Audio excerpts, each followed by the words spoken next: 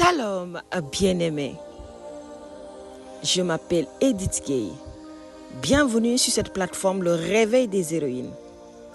Ministère de restauration et de restitution de la femme et de la jeune fille. Que le Saint-Esprit te touche là où tu es. Que le Saint-Esprit localise ton cœur et qu'il te fasse du bien. Que ce message soit pour toi un sujet de joie, une révélation, une force communiquée par le Saint-Esprit afin que tu puisses trouver une direction sur ta vie, marcher sur les voies de Dieu et retrouver une vie de foi triomphante.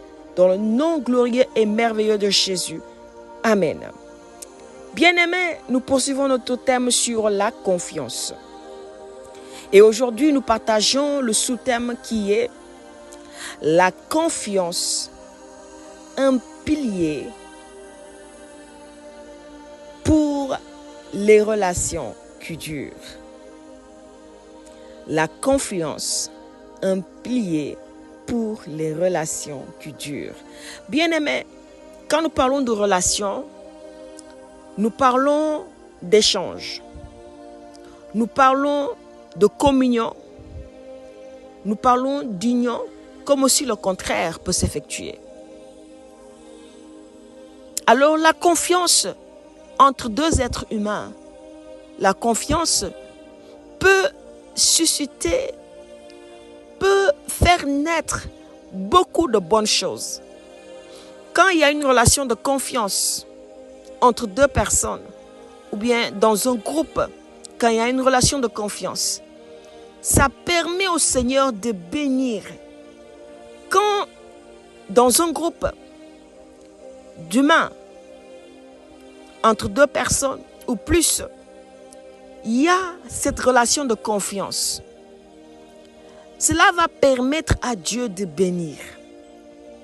Je parle bien sûr des gens qui ont mis leur confiance en Dieu d'abord, avant de mettre leur confiance, oui, sur les choses qui concernent leur vie sur la terre.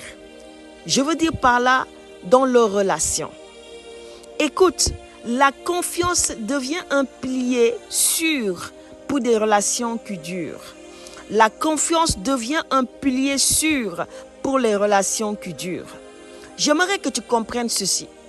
Tu ne peux pas marcher avec une personne dans des choses très vulnérables. Tu ne peux pas marcher avec une personne sur un chemin très étroit sans lui faire confiance. Alors tu risques de rendre ta vie très amère. Parce que tu n'auras pas la paix de cœur. Quand tu marches avec des gens qui ne te font pas confiance ou que tu ne fais pas confiance, cela risque de se terminer mal. Parce qu'il y aura suspicion, il y aura doute, il y aura accusation, il y aura jugement. Tout simplement parce qu'il y a un manque de confiance. Bien sûr, l'adage va dire que la confiance n'exclut pas le contrôle. Tel nous l'avons partagé sur notre introduction sur ce thème. Nous avons dit que même si Dieu te fait confiance, il contrôlera toujours ce qu'il a mis entre tes mains. Il essaiera toujours de voir ce que tu fais avec ce qu'il te donne, avec la confiance qu'il te donne, sur ton appel, sur cette chose, même l'homme qu'il te donne, l'enfant qu'il te donne, le don du Saint-Esprit qu'il te donne. Dieu vérifiera toujours ta loyauté, ton intégrité, parce que tout ceci, ce sont des cadeaux du ciel. C'est un don de Dieu. On ne mérite pas ces choses parce que l'être humain est pécheur. L'être humain n'a rien pour plaire à Dieu. Mais par la grâce de Dieu, au nom de Jésus, oui, nous qui sommes sauvés, le Seigneur nous attribue des grâces, des dons, des privilèges à cause de son Fils, non à cause de nous, parce que nous ne méritons rien. Si tu crois que tu mérites ces choses, tu te trompes. Nous ne méritons rien. Nous avons obtenu ces choses par grâce parce que le péché nous a détournés du chemin de bénédiction. Mais Christ qui nous a réconciliés avec le Père ne nous regarde plus, mais il regarde à l'amour de son Fils bien-aimé Jésus. Regarde à son sacrifice et son cœur se réjouit pour nous bénir. Alléluia. Donc tout ce que nous obtenons comme bénédiction sur la terre, oui, que notre Dieu nous donne, notre Père nous donne, le Seigneur vérifiera toujours notre loyauté, notre intégrité. Et la confiance n'exclut pas le contrôle. Maintenant, entre des êtres humains, pourquoi la confiance est-elle importante? dans des relations entre humains. Pourquoi la confiance est-elle importante? Ceci ne veut pas dire qu'on doit faire confiance à tout le monde. Non, je vais te dire ceci, on ne fait pas confiance à tout le monde. Mais il y a des relations, il y a des appels de destinée, il y a des couloirs de destinée qui nécessitent que tu fasses confiance à la personne avec qui tu marches, qui nécessitent que tu fasses confiance aux personnes avec qui tu marches, qui nécessitent que ces personnes aussi te fassent confiance. Et donc, si ces personnes ne te font pas confiance, ça ne va pas marcher. Si tu ne fais pas confiance à ces personnes, ça ne va pas marcher. La parole de Dieu va nous dire, dans Jean 2, à partir du verset 23, « Pendant que Jésus était à Jérusalem, à la fête de Pâques, plusieurs crurent en son nom, voyant les miracles qu'il faisait, mais Jésus ne se fiait point à eux, parce qu'il les connaissait tous, et parce qu'il n'avait pas besoin qu'on lui rendît témoignage d'aucun homme, car il savait lui-même ce qui était dans l'homme. » Ils ont fait tous confiance à Jésus. Ils ont cru en Jésus. Mais la parole va dire que Jésus ne se fiait point à eux parce qu'il les connaissait tous. Jésus ne se fiait pas à tout le monde parce qu'il les connaissait tous. Il savait ce qui était en l'homme. Jésus savait ce qui était en l'homme, donc il ne les faisait pas tous confiance. Il est venu pleinement homme, pleinement Dieu, donc il avait une nature humaine et une nature divine. Et il ne faisait pas confiance pleinement à une partie de sa nature humaine, c'est-à-dire assez semblable du côté humain. Il ne les faisait pas entièrement confiance, il ne faisait pas confiance à tout le monde. Même parmi ses disciples, parmi ceux qu'il a appelés, il en a appelé plusieurs. Il en a appelé plusieurs bien-aimés. Jésus en a appelé plusieurs, mais il ne faisait pas confiance à eux tous. Il y avait un groupe restreint auquel Christ faisait confiance. Un groupe restreint que Christ s'est constitué pour des choses les plus intimes. Pour les choses les plus intimes, il y a des choses, il y a des dimensions où on est dans nos relations. Dans un groupe, on sait qui est capable de quoi. On sait qui fait quoi. On sait à qui on doit confier quoi. On sait qui peut aller jusqu'ici, jusque là-bas.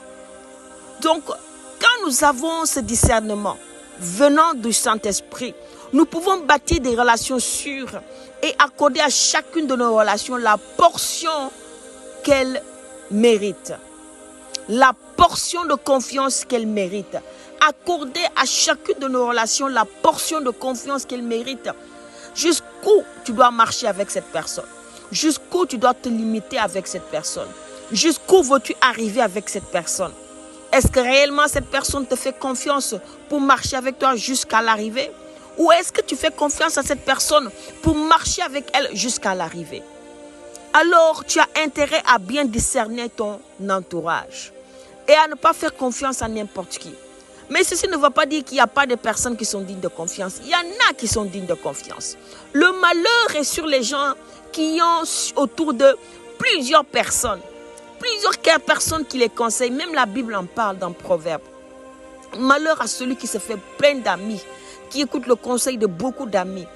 Parce que c'est pour sa perte.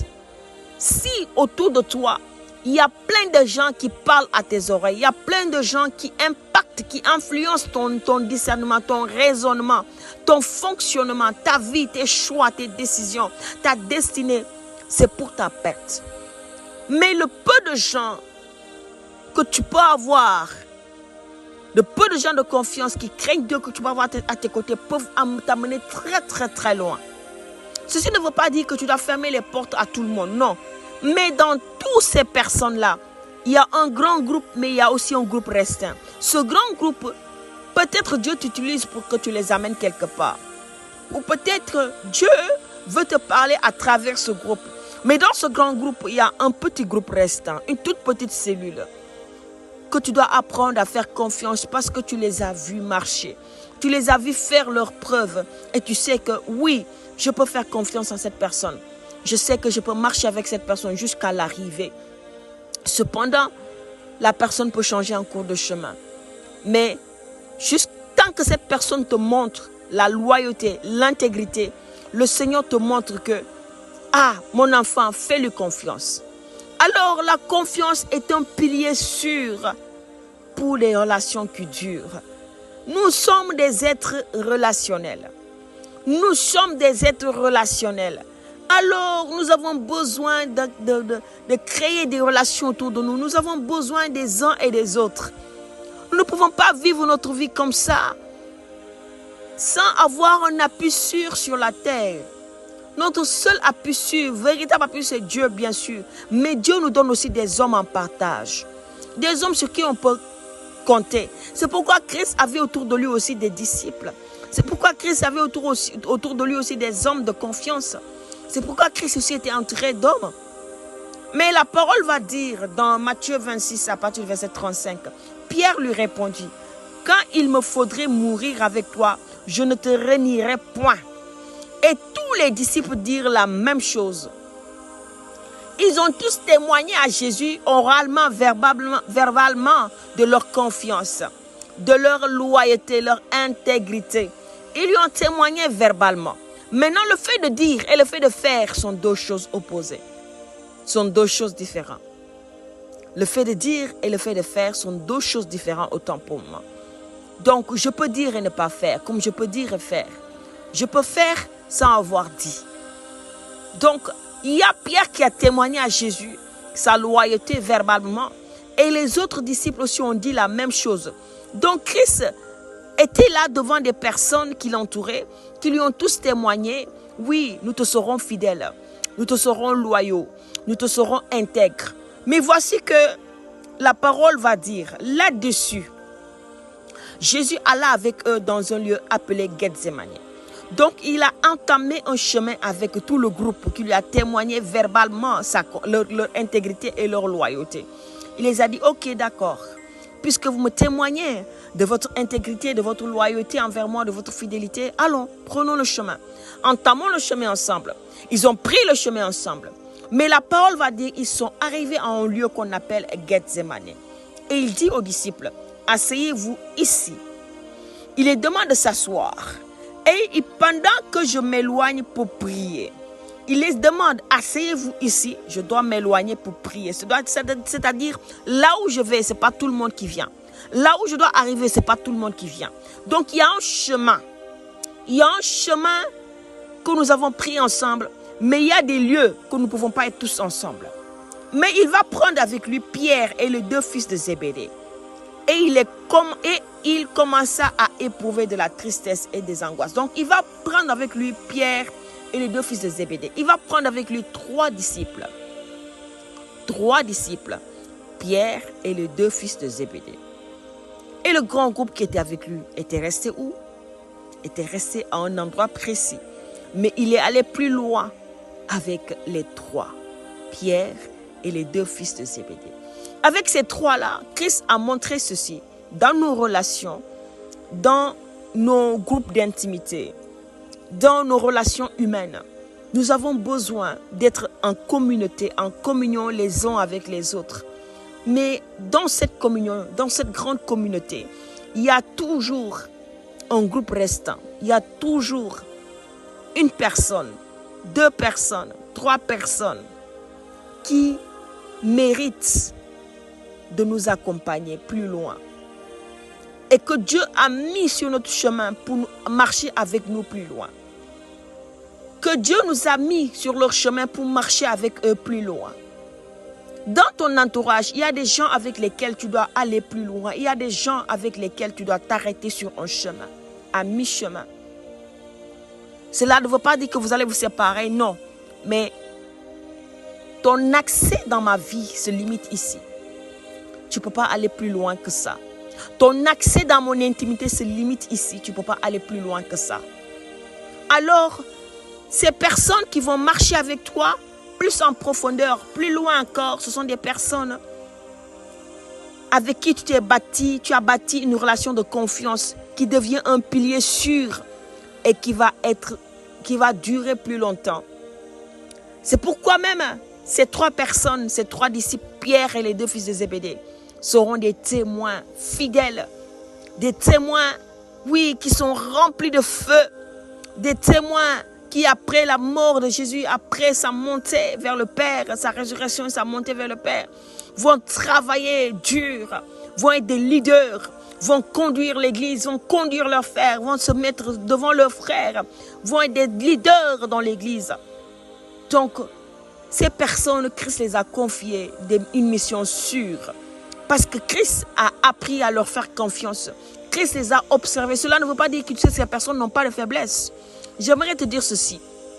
Même la personne à laquelle tu fais confiance peut avoir des faiblesses. Elle n'est pas parfaite. Alors si tu t'attends à voir une personne parfaite, qui a les caractères de... On ne voit aucun défaut sur sa vie, tu te trompes, tu ne trouveras jamais une personne de confiance. Parce qu'il y a le caractère, il y a la personnalité, il y a la façon de parler qui peut faire que, voilà, des fois on peut être en déphasage. Mais cela ne veut pas dire que cette personne n'est pas intègre ni loyale. Alors, la personne peut avoir des défauts, tel et tel défaut. Mais la personne, Dieu connaît son cœur et Dieu t'a montré son cœur et Dieu te montre que tu peux faire confiance à cette personne et tu peux marcher plus loin avec cette personne. Tu peux établir la confiance comme pilier sûr dans votre relation pour une durabilité certaine. Mais si tu t'attends à voir une personne parfaite qui va t'appeler tous les jours, oui, qui va te faire des cadeaux. Et là, tu vas dire, je fais confiance à la personne, tu te trompes. La personne que tu fais confiance peut ne pas t'appeler tous les jours. Mais cette personne saisit les moments clés dans l'esprit pour t'appeler. La personne que tu dois faire confiance peut ne pas être avec toi tous les jours. Tu peux même ne pas la voir tous les jours. Peut-être tu vas la voir seulement une fois à l'année. Mais cette personne reçoit dans l'esprit les moments sûrs, les moments clés pour se manifester à toi. Pour te voir. Pour t'appeler, pour parler avec toi. Donc, ce n'est pas forcément une personne que tu vois tous les jours, avec laquelle tu communiques tous les jours.